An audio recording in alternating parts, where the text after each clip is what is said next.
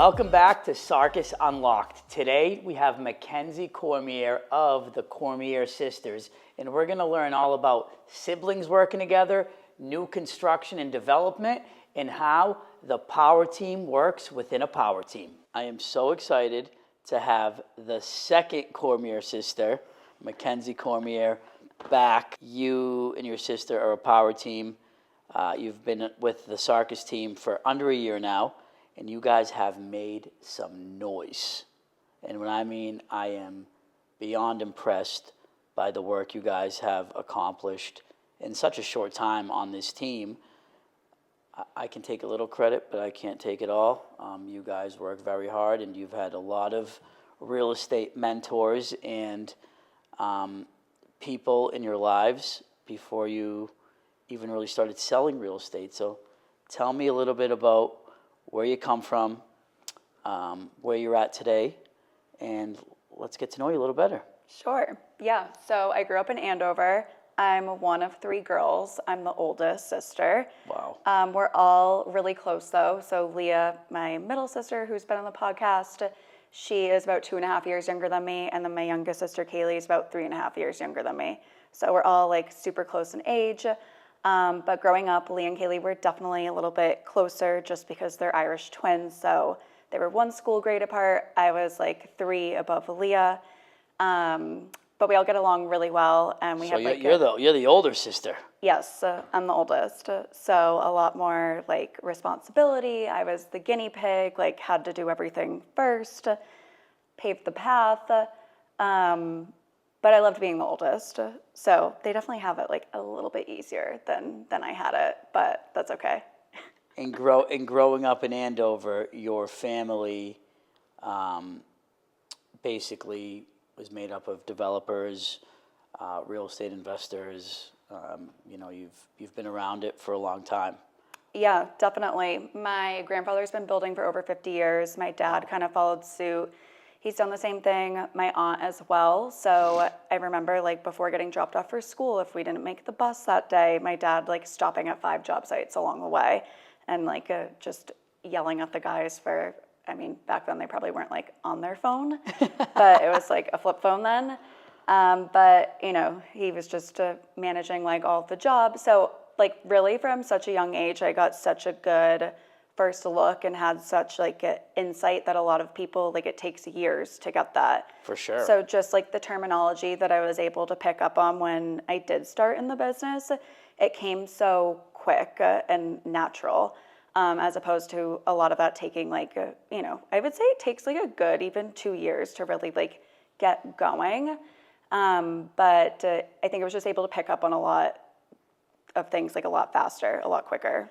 I don't think I was actually on a construction site or a development site until I was 30. You were on a job site when you were 3, which is absolutely insane to see that, to witness it. I mean, you were able to probably walk homes when they were just framed and kind of see it all come together, which is very impressive and definitely gives you a lot of insight into what home building is made up of, and it probably gives you a lot of insight on the mistakes that you've heard over the years. You've probably heard a lot of them, seen a lot of them. It seems like you were able to kind of maybe learn through your family's mistakes when it comes to developing and building homes, but that's your past. You grew up in Andover. That's awesome. By the way, for those who don't know, Mackenzie actually has a street named after her in Andover, which is pretty legit. And that's your past. That's Andover. Yep. Fast forward. You are now, leading and, part of a powerhouse sister team within the Sarkis team. And what I loved most about meeting you and meeting Leah was the fact that you guys, no matter what your family has done, and shout out to them for all the success they've had, you guys want to pave your own path. you guys are doing it your way. You guys are doing it differently. You're taking some of the wins. You're understanding some of the lessons that you've learned over the years. But you guys are building your own brand and your own empire and have had a ton of success. So congratulations on that, first off. Thank you. And I have to just start by talking about the whole sibling dynamic. I've been working with my brother ever since I was 18 years old, so pretty much 20 years of sibling battles and partnerships, and I know it is definitely tough, but at the end of the day, we have to keep our parents happy, and we have to continue to, put away the disagreements and the fights very quickly. We can't hold on to them. So tell me a little bit about your experience working. We're on opposite sides because I'm the little brother. Yep. You're the older sister. But tell me how it's been working with your younger sister and mentoring her, because you've been in the business longer than her. Right. She came on after, and no matter what, when we get to the ages we're at, age doesn't really matter anymore, but experience does. So explain to me that dynamic and, the fun moments and some of the not so fun moments. Yeah. So I was in the business for about 2 years by the time Leah had gotten into it. It's actually funny because my dad had thought it would be a better idea for Leah to go learn in a completely different market than where I was focused. I was, based on a team out of Andover, which is where we grew up. And, it was really great to be there. And who I was learning from was awesome, just in terms of like learning the process and, her mentorship and guidance. So we didn't start out like right together right away. But where Leah was learning, it was a lot more of a higher end market, more Metro West. So she was kind of looking at me from the outside looking in and seeing like, okay, Mackenzie's like more boots on the ground, like doing a lot more actual deals versus, as it's tougher to break into the higher end markets, especially when you have no experience. Of course. I think like a connection and personality go a very long way, but even having connections, a lot of people are like, well, what have you sold, right? And like, 100%. What do you have to back that up? Yep. So, but, something that was stressed to me, like at the very beginning of all of this was, doesn't matter if it's a $500,000 deal, a $1 million deal, a $3 million deal, it's all the same process, right? So once you master like everything, leading up to those bigger sales, it's the same exact thing. Like there might be different variables that come up that you deal with at a higher end that you don't with the, something at a 400,000. But I can confidently say that most of my, deals that were under $1 million, some of them have been much tougher than the ones that are over 2 million or 2.5 million. But anyways, I'm going a little bit off track now. No, you're not. You're not going off track at all, because you're giving me the perfect, you're giving me a layup right now. You talk about big deals and how $400,000 deal and can be the same as a $2+ million deal. You talked about giving your sister, that mentorship, kind of being on two opposite markets. But it's funny because where your sister actually started, being in the Metro West area, I think Brookline, yep, that area, is where you just had your biggest deal of your career. And when I mean biggest, almost double your biggest deal. $5+ million deal, was it? Yeah, just over. Just over $5 million. Shout out to you for that, because that was an impressive deal, and one of the biggest deals in Brookline this year. So seeing you do that and putting that all together was really eye-opening for me. It was, you went into a market where you don't have all the experience. I believe you were able to convert this client at an open house. You met them, you connected with them, You were able to, build trust. They truly, looked to you for advice. And it wasn't the most conventional deal out there.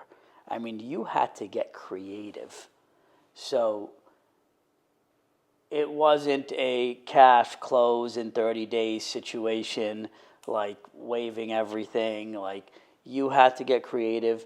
I remember seeing you negotiate this deal. Believe me, everyone knew. You were going on, you did whatever it took. Not for the deal. You did it for your client, because you kept wanting to make sure they got the best deal possible. And I think it's super important to just point out that really our job is to give the client all of the options, but we can't decide for them. So we can't. As much as I wanted to do something right in a different way, you have to do what they want. And they wanted this property so badly that I had to really, bite my tongue in certain instances, or stand strong, or during negotiations, not push it too much, because I knew that if it was off, it would have been bad. Yeah. We all want to be heroes in our industry. We want to get the best deal. We want to get the most money for our sellers. We want to get the best price for our buyers. But at the end of the day, it's a home where they're going to live in it. They're going to raise their family there. They're going to build memories. If they want it, they want it. Right. And we can only do so much. We can advise. Yep. So congrats to you on that deal. That's funny because we talked about your sister. Your sister started in that area. You were in Andover. Different sides of the state pretty much. For our team, it's great because, I'm a North Shore guy. My brother's in the Metro West. We cover pretty much the entire state of Massachusetts here at the Sarkis Team. But then you moved to Boston. Yep. So tell me a little bit about that transition from Andover, being on a top team in Andover, living in Andover, but then as life goes, you grow and you ended up moving into the city. And where in the city do you live now? I live in the North End on the waterfront. I love it. I live there with my husband. We own our condo, which has been really fun. I like to say that I practice what I preach. Yep. I love the waterfront. Yeah, it's a great spot. So, yeah, I've always been a city person. I love just like being around like the hustle and the bustle. Convenience is like a huge thing for me also. Mm-hmm. So I don't love wasting a lot of time. And I feel like being in the suburbs, you have definitely don't waste any time. I can tell you that. You don't waste any time. Sometimes, but no, I try not to. I try to be like as efficient as I can. I think too, like having a partner, a husband, you have to plan, like you have to. I've gotten into so many like little arguments, like right when I started in real estate, because it was kind of like I had to drop everything and go do something, which now I really try to do like less. If someone wants to call me 15 minutes before something and be like, hey, can you meet me here in 25 minutes? Like maybe, but out of respect, I think you should probably set it up further in advance. I'm sure it happens to you too, but you have to set boundaries. And I think at the beginning, you're like just chasing the deal and you're like, I need the experience.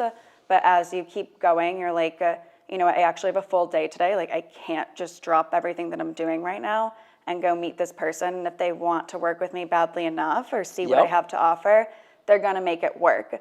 Different story if, they're in town for one day and it's the only time, like, yes, we shift, we adjust, but for the most part. You gotta have an 80-20 rule too. Like for me, similar to that, I tell people all the time, I have 2 daughters who I love and adore. And, I like to show up for bath time.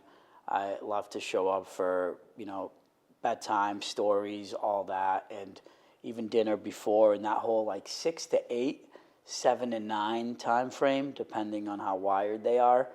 I tell sellers all the time when I'm in a pitch that I'm not available 24 hours, but you're never going to need me and not be able to reach me. and I have 2 daughters who I like to spend time with in those 2 hours. Unless there's an offer being negotiated or your house is on fire, then I need that time, and I can always jump on with you after or before. Right. And you just set those boundaries like you're saying. But you are lucky that even when that situation does come up and someone does want to see something at the, drop of a dime, you can call your sister. Yes. Which is what you and I have talked about from the beginning. Yep. I have been able to witness you both work together. I have witnessed the disagreements, the heads clashing, and I've been able to witness it and see it and give you guys some input and advice from having a little more experience of brotherly love and sibling love in business, which I've seen you guys grow and definitely evolve. But I've also told you guys, about delegating, because in the beginning, why don't you tell the story of one of the things that I witnessed? I was like, you guys got to do this a little differently. Do you know what I'm talking about? I think it was one of the deals, like when we had first come over, we were working on a deal together. Yes, and that and other things, going places together. Yes. So explain that, and tell me, has that helped? Have you learned from that? Has it made things easier? Yeah, so, we really, like I said, from the beginning, we started out in different markets, so we weren't doing anything together at first. Then, as Leah started to do things and I started to do things, what would happen is we would know a lot of the same people. Or if we had, a new development opportunity come up, it was really the both of us doing it. So we just felt like ultimately, I think it was about a year and a half ago, we started combining everything that we did together. But and you brought it here. Yes. And at first, there's certain deals where, specifically with new construction, right? It's better to have 2 people on it for that reason. If there's numerous houses or, more showings that are happening, one of us would really need to be there. So it's hard when And that's okay. Right. And that's okay. Yes, but we don't need to be going to every single appointment together, every single call, Also, too, because sometimes we'll talk over each other. And ever since you said that, I've noticed every single time we're sitting down together, one of us interrupts or one of us says something that contradicts what the other one says. And I'm like, okay, we've got to stop and figure out what is going to make the most sense. I think in some cases, it's really great for us to be going out on an initial appointment or an initial call together. For sure. So that way then one of us can decide okay, based off of that call or that interaction, who has less on their plate right now? So who can give everything that they need to the client? But B, who's going to mesh and click better with that person? Yeah. Right. And I think the beauty of us is that, once we've made that initial introduction, if I'm sick or if Leah's sick or if one of us is traveling or has a lot going on, then that client knows who we both are. For sure. So it doesn't just feel like, someone who's replacing or, you're not passing it off. And once again, that's the power of the sibling dynamic. Right. It's like you think of Leah, you think of Mackenzie, you think of Mackenzie, you think of Leah, you think of George, you think of Manny.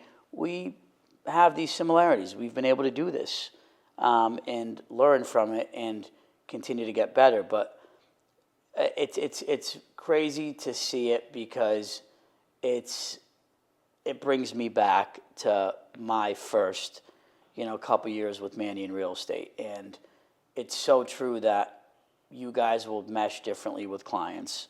And I've noticed that you guys work differently, but you guys also complement each other. It's crazy how you guys kind of, fill in the blind spots for each other. And that's super powerful. I would say that your knowledge for real estate and your knowledge in real estate and your attention to detail is next level. Not that your sister's isn't, but yours is next level. Now, Leah has an eye for, social media marketing and perfecting a reel or the way something looks. It's like the complementing one another is so key. And it's like anyone working with you guys, you're literally getting two Right. for the price of one. Yep. We've said that before out on pitches. So It's like it's a buy one, get one free. essentially, yeah. You know, why wouldn't you want it? It's been special to see it. Now, let's, go back to you, like before the Sarkis team or during the Sarkis team. What's one of the biggest lessons, I don't like to say failures, that you've had in your career that like sticks with you, Mackenzie? Like, one of those, pits in your stomach, those calls or those situations where you thought that, shit, I'm done. But now you look at it and you're like, wasn't actually that bad. Do you have one that you remember that has stuck with you ever since you've been in real estate? So, I And think if not, more that's so, amazing. But so like generally speaking, like I feel like I said at the beginning, the first 2 years in this business are really hard. Like it's tough. It's a mental battle, and you get knocked down a lot. So you have to learn to like have tough skin very quickly. which is easier said than done. It is. I think my first 2 years, like I did a lot of, my last team leader, she was really big on picking up the phone and prospecting and circle dialing and just getting your foot in the door. And it's hard to get your foot in the door when you don't have a lot of experience. Yep. So I think just getting like the no's and, talking to people and not really knowing like which way to go, and you can only practice so much, right? Like Correct. you can only script so much because it's not real life. Correct. So you can't assume what the person on the other end is going to say, and you just have to kind of like go with it. So I think at the beginning you're so focused on trying to get the appointment, trying to get your foot in through the door, but what I really realized early on was it's all about authenticity and figuring out a way in which it's going to work for you. You can only like bullshit so much. For sure. And there's I think a lot of people in this industry are like a fake it until you make it, but Yep. that only gets you so far.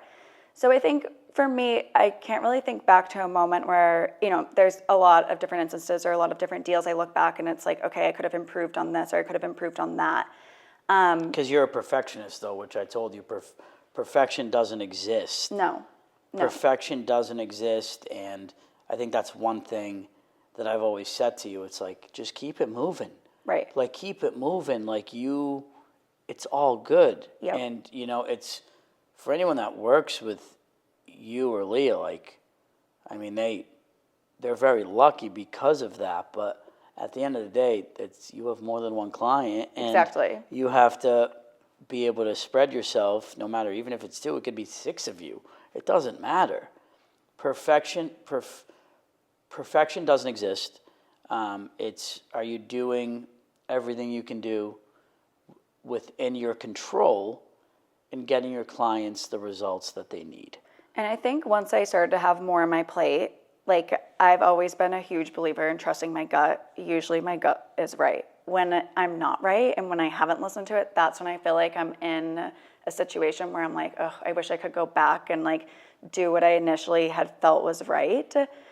Because I don't like to dwell, and I know you're talking about perfectionism and yes, but I think, like I said from the start again, is once you've mastered doing a deal, you just have to listen to your gut, and I think not question things. A lot of times I do like to ask for opinions. Yes, I want to know. know if somebody's doing something a different way that maybe I haven't thought of before that might help my situation Curious. a little bit better.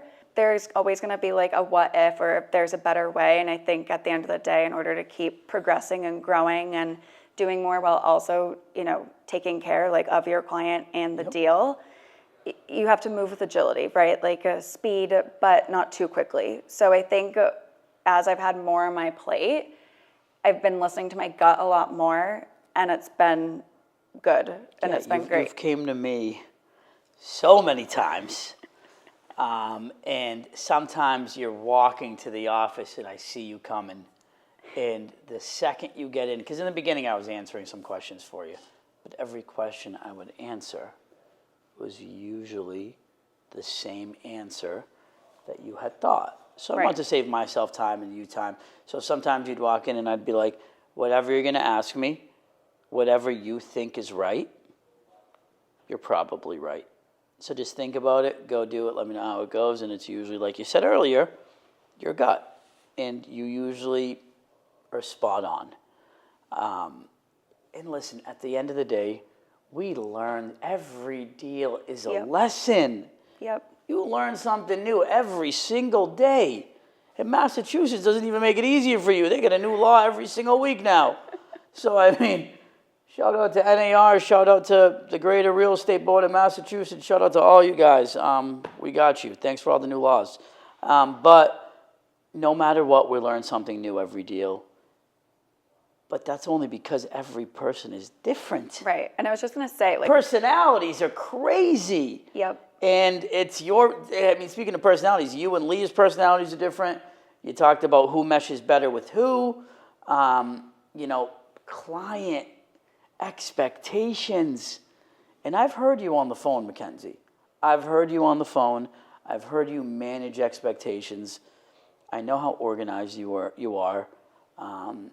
And organization is key when we're talking about a development project, about a new construction house from start to finish, from the dirt to the foundation, to the windows, to the design, to the floor plan, to the marketing. If I'm a developer and I'm looking to, build a new house, build a single family home, put together a subdivision, or even put together some condos, and I'm interested in working with Mackenzie, why am I reaching out to you?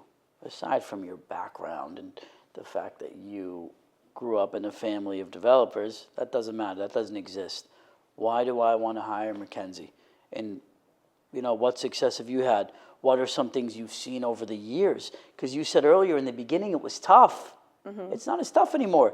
You've got a lot of sales under your belt now. You've done deals. You've done subdivisions. You've sold single-family homes. You've broke some records. And kudos to you and all that. But what if some of those deals and those projects taught you? And how can you explain that and, take that to another deal or another project?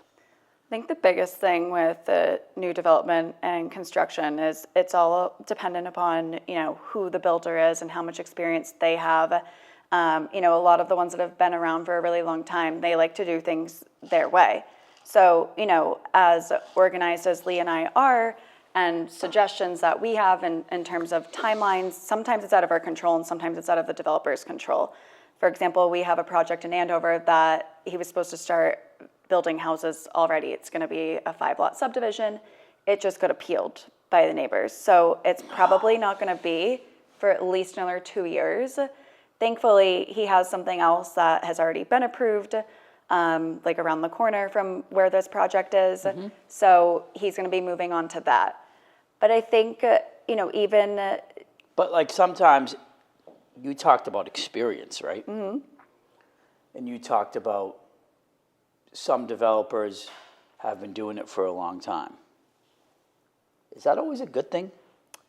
Or is that tougher for us? And that doesn't mean that they're going to build a bad product. Obviously, right. They know construction. But times are changing. Yep. We're in an ever-changing world. Like, there are new trends. There are new ways of marketing. And we're boots on the ground. And we're seeing it all. Right. So, like, doesn't that make it challenging sometimes when someone is caught up in their old habits or their old ways? It does, but I think that's true for a lot of different things, right? It's not just in this instance, but I do think especially when we came over to you guys and we were curious about how you do your new development process and really like how do you get them to listen to you so that you can have all the success that you do have, right? Yep. I think a lot of builders, what I've seen and when I've been working with them, they have these expectations, but they're not always voiced. So, as you're going through the process and you're kind of walking on eggshells at some points because you advise, you suggest, but they go back to their old habits and they want to do it their way. Yes. So I've learned that rather than getting frustrated and feeling like annoyed by it, you have to look at it like an opportunity for growth and to get them to understand that had we done it this way, or maybe tried something a different way, maybe we would have had a different result. Maybe we would have been able to pre-sell this. Maybe we would have gotten a buyer involved sooner rather than later. But sometimes it just depends on what they want. If they don't want a buyer, involved all the way through, that's fine. We can still pre-sell it. But if we hire an interior designer and mock everything up, you're going to get the best of both worlds. Which takes a little investment sometimes, right, and a little extra work. Right. And you've seen it on the other side. Yep. You've seen it on the other side. So when you talk about experiences, you have proven case studies. And you're setting yourself up for success with a crucial conversation. Now, if they don't want to listen, what do? It's tough. When you tell a developer, like, you can't have success doing it this way, what do? Crucial conversations. Like, that's what we're talking about right now, you and I. Right. You have to have a crucial conversation. You are literally trying to explain to them that you need to do X, Y, and Z, and they don't want to do it. What do? I've learned that you just have to let them do it the way that they want, and take a step back. And that's why you need to have multiple things going on and a lot of different things in the air, because you can't put all your eggs in one basket. You cannot. So had this developer listened to us and done everything we had suggested, we have 3 new townhouses in Andover, 2 under agreement off market. We had our first meeting about this in January of 2025, about an interior designer, about specs, about I remember it. finishes, about design. So we still are in the process of getting renderings made. I just received the CAD file this morning. So, it's not the way that I wanted it to happen. However, we are where we are. And I think that as we're putting everything together, and even though some might say, well, why are you going to spend all this money, on the renderings, on the specs? I think it's going to be an opportunity for him to see, when we did have all the information, what it could have been and how many less questions would maybe come up from the buyers, or how many walkthroughs we would have to do alone or with him and the buyer. So it just makes it more streamlined and efficient. You're buying yourself time. You're right. You're allowing yourself, what I call it is being proactive rather than reactive. Like, you already know the questions people are going to ask. You've had the experience. You've done it. You've sold them. If I'm a developer and I want to work with you, I'm going to ask you, I'm hiring you. Why, or else why would I just do it by myself? Developers know construction. They know acquisition. They know the numbers. But they are not seeing the homes we see on a day-to-day. Architects can put together a plan. But I remember I remember Mackenzie once came through one of our listings when you came through, you and Leah, and basically you walked through and you kind of looked around and you were very intrigued by things. And I looked at you and I was like, fuck, what's going on? What do you not like? And you gave me feedback on the floor plan. And thank God we sold this. It was probably 3-4 months ago, but you gave me feedback on the floor plan. How important is a floor plan and the functionality of a space, and where do developers kind of make mistakes when it comes to that? Because architects, like I said, they just draw it up, and they sometimes think, and sometimes they use the same design time and time again, and that's their bread and butter. But times are changing, and you're seeing different trends.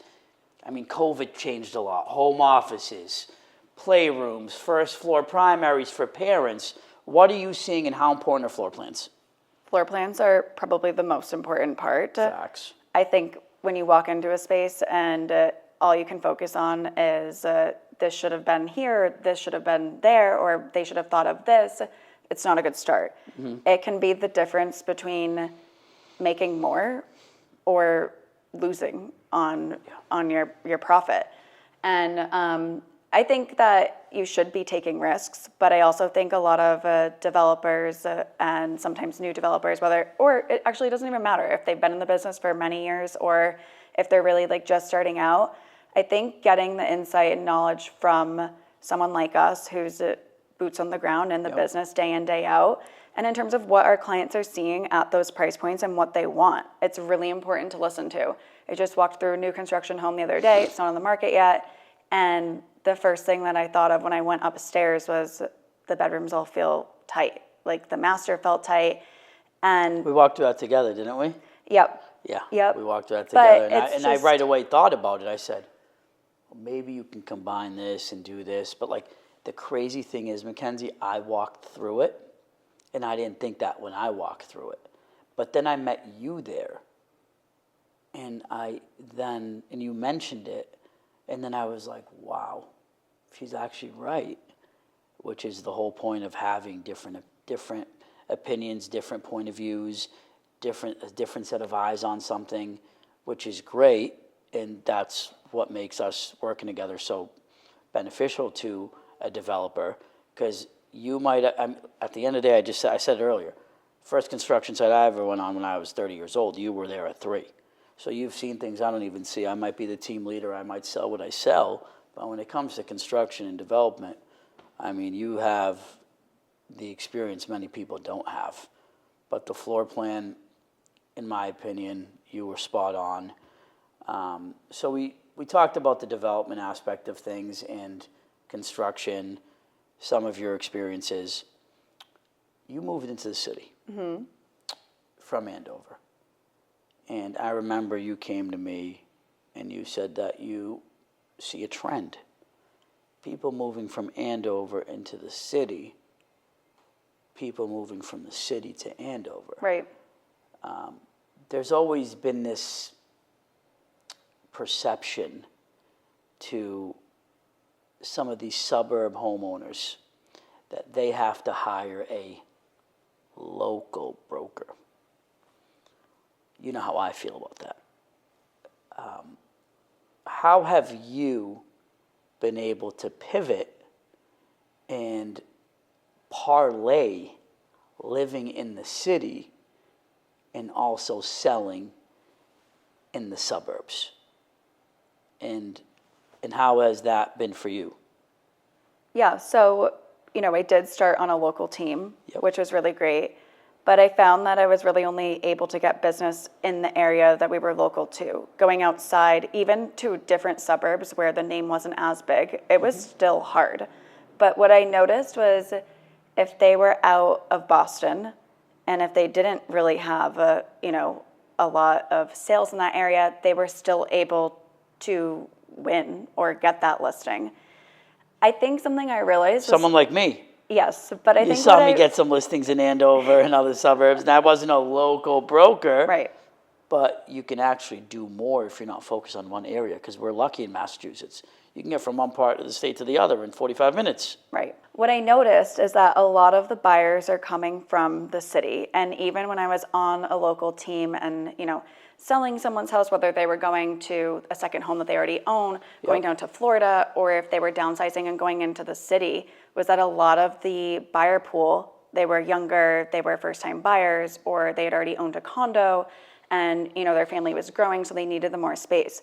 So pretty much when I would do open houses, everybody coming through would be from Boston. So we'd have a lot of agents. Especially in 2021, 2022. Right. We had a lot of agents that were coming from the city. Yep. But I think also what I found too was being on such a localized team, it was really hard for me to get business in the city, even though when I was still on our other team, that's their branding, moved to the city. And that's because of the branding. And once again, great local team. Yes. But the power of our team Yep. is we are in the middle of the city, and we are spread. Yes. I'm in the North Shore, Manny's in the Metro West, we're in the city, our office is in the city. My view on it is if you have a city shop, you go everywhere. Correct. But if you have a local shop, you stay local. Mm-hmm. And that's what I've seen. So you've done the city and the suburbs, you've done new development, you've been able to really leverage your experience, work with your sister and be a mentor. You know, at the end of this all, like, aside from development, aside from, you know, your experience in construction and all of that, what advice would you give anyone that is looking to get started in real estate? I would say you have to be patient. I'm not very good at that. I am one of those people that I want results immediately, instantly. I think just today with social media and, you know, like delivery apps and all these things, we're so used to instant gratification or sending a text back to somebody and, you know, thinking that you need to respond in 5 minutes. So I think you really need to be patient. I think that you should be a sponge and absorb everything that you possibly can. And I really think you need to look at the first year to 2 years as almost like a training. Yeah, or internship. Yeah, for sure. You know, just trying to learn whatever you can from whoever you can, setting up meetings, trying to figure out a way to be valuable. You know, it's hard in this business to find somebody who wants to teach you things. A lot of people that have been very successful and do really well, you know, they want it for themselves. And I think... There's no I in team, though. Right. But teams are relatively new. And I think the people that got on the team train and realize that you're stronger with the more behind you, and also perspective and, you know, picking up on things from different people, and maybe if we did it this way, like, it'd be better. I also think, too, you can't be in 100 places at one time, right? We can only be in one place at one time. Well, and you can be 2 places at once. We both have the benefit of being able to doing that because of our siblings, which is great. And me for my team. The fact that I have you and I have everyone else around me has been great. But I completely agree with you on that. I mean, you've done deals in the Seaport. You've worked with Manny on a condo sale at Liberty, which was a big success, direct buyer. You guys took that to closing. You've closed and helped buyers buy, close in Woburn, sell their house in Woburn, buy in North Andover or Andover. You've done deals in Charlestown, the waterfront, Andover. You've been Brookline for the big $5 million deal. Shout out to you again for that. That was awesome. Record deal. You've been everywhere. You're getting the experience. You're gaining the knowledge. You're doing it all. And that's because of your hard work, your ability to learn, you being coachable. Now, what's one thing, I know I've been hard on you guys. I want to continue to push people and elevate them.